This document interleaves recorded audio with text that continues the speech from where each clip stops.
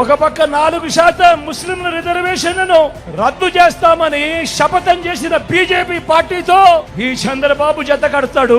మరో పక్క మైనారిటీల ఓట్ల కోసం డ్రామాలు మొదలెట్టాడు, దొంగ ప్రేమ నటిస్తాడు.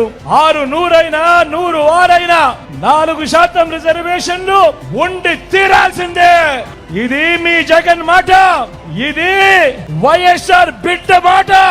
రాజకీయ స్వార్థం కోసం మైనారిటీలకు నోటి దాకా వచ్చిన కూడును తీసేయాలనుకోవడం ఎంత మటుకు ధర్మము అని చెప్పి అడుగుతా ఉన్నాడు మీ బిడ్డ. ఇవి ఎట్టి పరిస్థితిలోనూ కొనసాగుతాయి.